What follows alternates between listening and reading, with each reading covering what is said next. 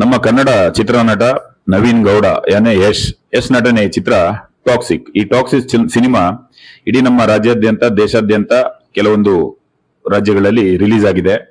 ಅದೆಲ್ಲರಿಗೂ ಗೊತ್ತಿರುವಂತ ವಿಷಯ. ಆದ್ರೆ ಎಲ್ಲಾ ಕಡೆಯಿಂದಲೂ ನೆಗೆಟಿವ್ ರಿವ್ಯೂ ಬರ್ತಾ ಉಂಟು. ಪ್ರತಿಯೊಬ್ರು ಫಿಲ್ಮ್ ನೋಡಿದವರು ಹೇಳೋದು ಒಂದೇ ಮಾತು, ಫಿಲ್ಮ್ ಚೆನ್ನಾಗಿಲ್ಲ, ಯಾವುದೇ ರೀತಿಲಿ ಫಿಲ್ಮ್ನ ಒಂದು ಫ್ಯಾಮಿಲಿ ಸಮೇತ ಕೂತ್ಕೊಂಡು ನೋಡೋ ಆಗಿಲ್ಲ, ಚಿತ್ರ ತುಂಬಾ ಕೆಟ್ಟದಾಗಿದೆ, ಸ್ಟೋರಿ ಯಾರಿಗೂ ಅರ್ಥ ಆಗಲ್ಲ, ಸುಮ್ನೆ ಏನೋ ಒಂದು ಬಜೆಟ್ ಇತ್ತು ಅಂತ ಹೇಳ್ಬಿಟ್ಟು ಫಿಲ್ಮ್ ಮಾಡಿದ್ದಾರೆ, ಅದು ಬಿಟ್ರೆ ಫಿಲ್ಮ್ ಅಲ್ಲಿ ಏನೂ ಇಲ್ಲ ಅಂತ ಹೇಳ್ತಿದ್ದಾರೆ. ಇದು ನಿಜವಾಗ್ಲೂ ಹೌದು.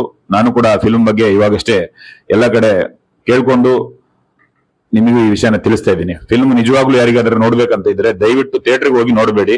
3 ಗಂಟೆ ಒಂದು ಸಿನಿಮಾನ ಕೂತ್ಕೊಂಡು ನೋಡ್ಬೇಕಂತ ಹೇಳಿದ್ರೆ ಆ ಫಿಲ್ಮ್ ಅಲ್ಲಿ ಅಷ್ಟೇ ನಮಗೆ ಒಂದು ಪೀಸ್ಫುಲ್ ಆಗಿರ್ಬೇಕು. ಆ ಫಿಲ್ಮ್ ನ ಕೂತ್ಕೊಂಡು ನೋಡೋಷ್ಟು ನಮಗೆ ಒಂದು ಪೇಷನ್ಸ್ ಇರಬೇಕು. ಈ ಫಿಲ್ಮ್ ಅಲ್ಲಿ ತುಂಬಾ ಹೆಡ್ಏಕ್ ಆಗ್ಬಿಟ್ಟಿದೆ ಜನರಿಗೆ. ನೋಡ್ಕೊಂಡು ಚಿತ್ರನ ಹೊರಗೆ ಬರ್ತಿದ್ದವರು ಹುಚ್ಚರಾಗಿ ಹೊರಗೆ ಬರ್ತಾ ಇದ್ದಾರೆ. ಯಾಕೆ ಈ ತರ ಆಗಿದೆ ಅಂತ ಹೇಳಿದ್ರೆ, ಫಿಲ್ಮ್ ನ ಇಷ್ಟು ದೊಡ್ಡ ಪ್ರೊಡಕ್ಷನ್ ಅಲ್ಲಿ ದೊಡ್ಡ ಬಜೆಟ್ ಅಲ್ಲಿ ಮಾಡಿದ್ದಾರೆ, ಬಹಳಷ್ಟು ಆಲೋಚನೆ ಮಾಡಿ ಅವ್ರು ಫಿಲ್ಮ್ ಮಾಡಿರ್ತಾರೆ. ಆದ್ರೆ ಇಲ್ಲಿ ಎಡವಟ್ಟು ಎಲ್ಲಿ ಆಯ್ತು ಅಂತ ಹೇಳಿದ್ರೆ, ಈ ನವೀನ್ ಗೌಡ ಯಾನೆ ಹೆಸರನ್ನ ಬದಲಾಯಿಸಿಕೊಂಡಿರುವಂತ ಈ ಹೆಸರೇನಿದೆ, ನಿಜವಾದ ಹೆಸರು ನವೀನ್ ಗೌಡ ಅಂತ ಹೇಳ್ಬಿಟ್ಟು, ನವೀನ್ ಗೌಡ ಹೆಸರನ್ನೇ ಬದಲಾಯಿಸಿಕೊಂಡು ಯಶ್ ಅಂತ ಹಿಡ್ಕೊಂಡು ಫಿಲಿಂ ಇಂಡಸ್ಟ್ರಿಗೆ ಬಂದು ಬಿಟ್ಟು ಇವತ್ತು ಕರ್ನಾಟಕದಿಂದ ಬೇರೆ ಒಂದು ಲೆವೆಲ್ ಅಲ್ಲಿ ಒಂದು 600-700 ಕೋಟಿ ಬಜೆಟ್ ಅಲ್ಲಿ ಫಿಲ್ಮ್ ಆಗಿದೆ. ಆ ಫಿಲ್ಮ್ ಅಲ್ಲಿ ನಟನೆ ಮಾಡಿರುವಂತ ಈ ನಟ ಯಾರು, ನವೀನ್ ಗೌಡ ಯಾನೆ ಯಶ್. ಈ 4 ವರ್ಷ ಅವ್ರು ಇಷ್ಟೆಲ್ಲ ಅದರ ಹಿಂದೆ ಶ್ರಮ ಪಟ್ಟು ಕೊನೆಗೆ ಈ ಫಿಲ್ಮ್ಗೆ ಇವತ್ತು ಇಷ್ಟು ಬ್ಯಾಡ್ ಕಮೆಂಟ್ ಬರ್ತಾ ಇದೆ, ಇಷ್ಟು ನೆಗೆಟಿವ್ ಬರ್ತಾ ಇದೆ ಅಂತ ಹೇಳಿದ್ರೆ ಇದಕ್ಕೆ ಕಾರಣ ಏನಾಗಿರ್ಬೋದು ಅಂತ ನಾವು ಒಂದ್ಸಲ ಯೋಚನೆ ಮಾಡಕ್ ಹೋದ್ರೆ ನಿಜವಾದ ಕಾರಣ ಬೇರೆ ಯಾವುದೂ ಅಲ್ಲ. ಈ ಚಿತ್ರಕ್ಕೆ ಸೌಜನ್ಯಳ ಶಾಪ ತಟ್ಟಿದೆ. ನಾನು ಯಾಕೆ ಹೇಳ್ತಿದ್ದೀನಿ ಅಂತ ಹೇಳಿದ್ರೆ, ಈಗ ಯಶ್ ಹಾಸನ ಡಿಸ್ಟಿಕ್ ಇಂದ ಬೆಂಗಳೂರಿಗೆ ಹೋಗ್ಬಿಟ್ಟು ಅಲ್ಲಿ ಇಷ್ಟು ವರ್ಷ ಚಿತ್ರರಂಗದಲ್ಲಿ ಇದ್ದು ಸುಮಾರು ಫಿಲ್ಮ್ಗಳನ್ನೆಲ್ಲ ಮಾಡಿಕೊಂಡು ಬಂದಂತಹ ಒಬ್ಬ ನಟ. ಈ ನಟನಿಗೆ ಹಾಸನದಲ್ಲೇ ಪುರದಮ್ಮ ದೇವಸ್ಥಾನ ಉಂಟು. ತಾನು ಹುಟ್ಟಿ ಬೆಳೆದ ಊರಲ್ಲೇ ಪುರದಮ್ಮ ದೇವಸ್ಥಾನ ಬಹಳ ಹೆಸರುವಾಸಿಯಾಗಿರುವಂತಹ ದೇವಸ್ಥಾನ. ಆ ದೇವಸ್ಥಾನಕ್ಕೆ ಹೋಗ್ಬಿಟ್ಟು ಆ ಒಂದು ದೇವಿ ಹತ್ರ ಆಶೀರ್ವಾದ ತಗೋಬಹುದಾಗಿತ್ತು. ಆದ್ರೆ ಇಲ್ಲಿ ಅತ್ಯಾಚಾರಿಗಳಿರುವಂತಹ ಜಾಗಕ್ಕೆ ಹೋಗ್ಬಿಟ್ಟು ಮಂಜುನಾಥನ ಆಶೀರ್ವಾದ ಪಡಿದಲೆ ಇವ್ರದ್ದು ಮುಟ್ಟಾಳ್ರದ್ದು ಹೋಗಿ ಆಶೀರ್ವಾದ ಪಡ್ಕೊಂಡು ಬರ್ತಾನಂತ ಹೇಳಿದ್ರೆ ಈ ಒಂದು ಫಿಲ್ಮ್ ನಿಜವಾಗ್ಲೂ ಓಡೋದು ಹೌದಾ? ಓಡೋಕೆನೆ ಸಾಧ್ಯ ಇಲ್ಲ. ಇವನಿಗೆ ಆ ದೇವ್ರದೊಂದು ಆಶೀರ್ವಾದನೇ ಬೇಕಂತ ಇದ್ದಿದ್ರೆ ಕಟೀಲಿಗೆ ಹೋಗ್ಬಿಟ್ಟು ಶ್ರೀ ದುರ್ಗಾ ಪರಮೇಶ್ವರಿ ಅಮ್ಮನವರ ಆಶೀರ್ವಾದ ಪಡ್ಕೊಂಡು ಹೋಗ್ಬೋದಿತ್ತು. ಇವನು ಅಲ್ಲಿಂದ ಇಲ್ಲಿವರೆಗೆ ಬಂದು ಬಿಲ್ಡಪ್ ಕೊಡ್ಕೊಂಡು ಇಲ್ಲಿ ಬಂದ್ಬಿಟ್ಟು ಆ ಮುಟ್ಟಾಳಂದು ಕಾಲಿಗೆ ಬಿದ್ದು ಅವಂದ ಆಶೀರ್ವಾದ ತಗೊಂಡು ಹೋಗೋದ್ಕಿಂತ ನಿನ್ನ ತಾಯಿದೇ ಆಶೀರ್ವಾದ ಪಡ್ಕೋಬಹುದಿತ್ತು, ನಿನ್ನ ತಂದೆದೇ ಆಶೀರ್ವಾದ ಪಡ್ಕೋಬಹುದಿತ್ತು. ನಿನ್ನ ಊರಲ್ಲೇ ಪುರದಮ್ಮ ದೇವಿ ಉಂಟು ಮಾರೆ, ಅಲ್ಲೇ ನೀನು ಆಶೀರ್ವಾದ ತಗೋಬಹುದಿತ್ತಲ್ಲ. ಎಲ್ಲ ಮಾನ ಮರ್ಯಾದಿನ ಬಿಟ್ಟು ಅದ್ ಹೆಂಗ್ರಪ್ಪ ಬಂದು ಆಶೀರ್ವಾದ ತಗೊಳ್ತೀರಾ? 14 ವರ್ಷದ ಮೇಲೆ ಸೌಜನ್ಯಳಿಗೊಂದು ಮರು ತನಿಖೆ ಆಗ್ಬೇಕಂತ ಒಂದು ಸುಪ್ರೀಂ ಕೋರ್ಟ್ ಇಂದ ಆದೇಶ ಬಂದಿದೆ. ಅಲ್ಲಿವರೆಗೆ ಜನ ಎಲ್ಲರೂ ತನ್ನಷ್ಟಕ್ಕೆ ತಾನು ಬಾಯಿ ಮುಚ್ಕೊಂಡಿದ್ರು. ಇವತ್ತು ಪ್ರತಿಯೊಬ್ಬರಿಗೂ ಕೂಡ ಗೊತ್ತಾಗಿದೆ ಇವ್ರದ್ದು ಬಂಡವಾಳ ಏನು ಅಂತ. ಯಾಕೆ ನಿನಗೆ ಗೊತ್ತಿಲ್ವಾ? ನೀನೊಬ್ಬ ಗೌಡ ಸಮುದಾಯದವನೇ ಅಲ್ವಾ? ನಿನಗೆ ಯಾಕೆ ಈ ವಿಷಯ ತಿಳಿದಿಲ್ಲ? ತನ್ನ ಸಮುದಾಯದ ಒಂದು ಹುಡುಗಿನ ಈ ರೀತಿ ಅತ್ಯಾಚಾರ ಮಾಡಿ ಬಿಸಾಕಿದ್ದಾರೆ. ಆ ಪಾಪಿಗಳು ಇಲ್ಲೇ ಇದ್ದಾರೆ, ಸುಪ್ರೀಂ ಕೋರ್ಟಿಗೆ ಹೋಗಿದೆ, ಮರು ತನಿಖೆಗೆ ಬಂದಿದೆ. ಇಷ್ಟೆಲ್ಲ ಗೊತ್ತಾದ ಮೇಲೆ ಒಂದು ಎಳ್ಳಷ್ಟಾದ್ರೂ ಅವಳಿಗೆ ಸಪೋರ್ಟ್ ಮಾಡಬೇಕು. ಅದು ಬಿಟ್ಟು 600 ಕೋಟಿ ಚಿತ್ರ ಮಾಡಿದ್ದೀನಿ, 700 ಕೋಟಿ ಫಿಲ್ಮ್ ಮಾಡಿದ್ದೀನಿ ಅಂತ ಹೇಳ್ಬಿಟ್ಟು ಬಿಲ್ಡಪ್ ಹೊಡಿಯಕ್ಕೆ ಇಂಥ ಮುಟ್ಟಾಳ್ರಿಗೆ ಬಂದು ಅವ್ರ ಕಾಲಿಗೆ ಬಿದ್ದು ಹೋಗ್ತಿಯಲ್ವಾ? ಮತ್ತೆ ನಿನಗೆ ಹೆಣ್ಮಗಳದ್ದು ಶಾಪ ತಟ್ಟದಲ್ಲಿ ಇನ್ನೇನ್ ತಟ್ಟುತ್ತೆ ನಿನಗೆ? ಯಾವ್ಯಾವ್ದೋ ಕನ್ನಡ ಭಾಷೆ ಬರ್ದಲೇ ಇರುವಂತಹ ಹೆಣ್ಮಕ್ಳನ್ನೆಲ್ಲ ಎಲ್ಲೆಲ್ಲಿಂದಲೂ ಕರ್ಕೊಂಡು ಬಂದು ಅವ್ರ ಮುಂದೆ ಬೆತ್ತಲೆ ನಿಂತ್ಕೊಂಡು ಅವ್ರನ್ನ ಚಡ್ಡಿ ನಿಲ್ಲಿಸ್ಬಿಟ್ಟು ಆ ಹೆಣ್ಮಕ್ಳನ್ನ ಇಷ್ಟು ಅಶ್ಲೀಲವಾಗಿ ತೋರಿಸುತ್ತಿಲ್ವಾ?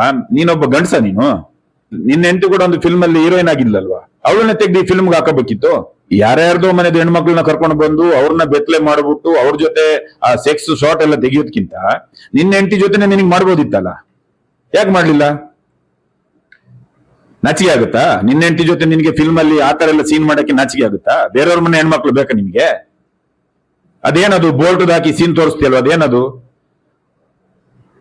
ನಿನ್ ಚಿತ್ರದಲ್ಲಿ ಇಷ್ಟೆಲ್ಲ ಅಶ್ಲೀಲ ಕೆಲವೊಂದು ಸೀನ್ಗಳನ್ನ ಹಾಕಿ ತೋರಿಸ್ತಿದಿರಲ್ಲ ನೀವು ಪಬ್ಲಿಕ್ಗೆ. ನೀನೊಂದು ಒಳ್ಳೆ ಮನೆತನದಿಂದ ಹುಟ್ಟು ಬಂದವನ ನೀನು. ಆ ಬೋಲ್ಟಿಂಗ್ ಒಳಗೆ ಹೋಗ್ತುಂಟಲ್ಲ, ಅದು ನಿನ್ ತಾಯಿ ನಿನ್ನ ಹತ್ರ ಕೇಳಿದ್ರೆ ಏನ್ ಹೇಳ್ತೀಯ? ನಿನ್ ಮಗಳು ಅದನ್ನ ಕೇಳಿದ್ರೆ ಏನ್ ಹೇಳ್ತೀಯ? ಆ ನಟ್ಟು ಒಳಗಡೆ ಹೋಗೋದು ಏನ್ ತೋರಿಸ್ತಿದ್ದೀರ ನೀವು ಜನರಿಗೆ? ಈ ಸಮಾಜದ ಹೆಣ್ಣುಮಕ್ಕಳನ್ನ ಹಾಳು ಮಾಡೋದೇ ನಿಮ್ಮಂತ ಮುಟ್ಟಾಳ್ರು.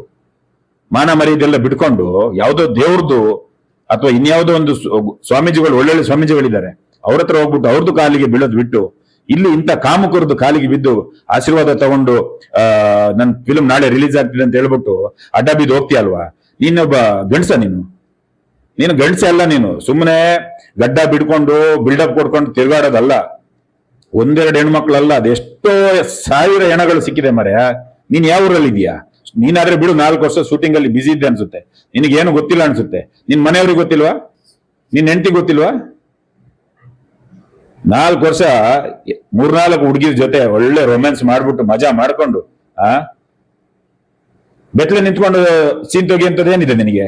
ನೀನ್ ಒಬ್ಬನೇ ಗಂಡಸ ಇಡೀ ನಮ್ಮ ಈ ದೇಶದಲ್ಲಿ? ನಮಗೆಲ್ರಿಗೂ ಯಾರಿಗೂ ಸಾಮಾನ್ಯ ಇಲ್ಲ, ನಿನಗೆ ಮಾತ್ರ ಸಾಮಾನ್ಯ ಇರೋದಾ?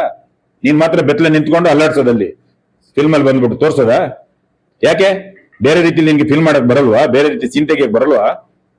ಯಾರ್ಯಾರ್ದು ಹೆಣ್ಮಕ್ಳ ಮುಂದೆ ಅರೆಬೆತ್ತಲಾಗಿ ನಿಂತ್ಕೊಳ್ಳೋಂಥದ್ದೇನಿದೆ ನಿನಗೆ? ಈಗ ಇಲ್ಲಿ ಬಂದ್ಬಿಟ್ಟು ಎಲ್ಲ ಕರ್ಮಗಳನ್ನ ತೊಳಿಬೇಕಂತ ಇಲ್ಲಿ ಬಂದಿದ್ಯಾ ಪಾಪಿಗಳ ಕಾಲಿಗೆ ಬೀಳಕ್ಕೆ? ಅಷ್ಟಿದ್ರೆ ಪುರದಮ್ಮ ದೇವಿದ ಆಶೀರ್ವಾದ ಪಡಿ ಮಾರ್ರೆ ನೀನು.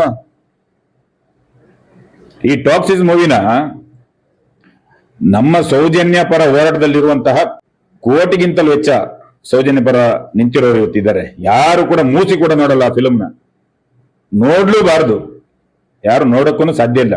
ಇಡೀ ಮುಂಬೈಯಿಂದ ಹಿಡಿದು ಬೇರೆ ಬಿಹಾರ್ ವರೆಗೂ ಅದ್ರ ಬಗ್ಗೆ ನೆಗೆಟಿವ್ ಕಮೆಂಟೇ ಬರ್ತಾ ಇದೆ. ಫಿಲ್ಮ್ ಯಾರಿಗೂ ಅರ್ಥ ಆಗ್ತಾ ಇಲ್ಲ. ಯಾಕೆ ಆಗ್ತಾ ಇಲ್ಲ ಅಂತ ಹೇಳಿದ್ರೆ, ನೀವು ಫಿಲ್ಮ್ನ ಇಷ್ಟು ದೊಡ್ಡ ಬಜೆಟ್ ಅಲ್ಲಿ ಮಾಡೋಕ್ಕಿಂತ ಮುಂಚೆ ಸ್ಟೋರಿನ ಕರೆಕ್ಟ್ ಆಗಿ ನೀವು ತಿಳ್ಕೊಂಡಿರ್ತೀರಾ. ಆದ್ರೆ ಇವತ್ತು ಜನರಿಗೆ ಆ ಸ್ಟೋರಿ ಯಾಕೆ ಅರ್ಥ ಆಗ್ತಿಲ್ಲ ಅಂತ ಹೇಳಿದ್ರೆ, ಅದಕ್ಕೆ ಸೌಜನ್ಯಳ ಶಾಪ ತಟ್ಟಿದೆ. ನಿನ್ನ ಮುಂದಿನ ಚಿತ್ರ ಅದ್ಯಾವುದು ರಾಮಾಯಣ ಅಂತ ಒಂದು ಬರೋದುಂಟಲ್ಲ, ಅದಕ್ಕೂ ಕೂಡ ಶಾಪ ತಟ್ಟಬಹುದು. ತಟ್ಟಲೇಬೇಕು,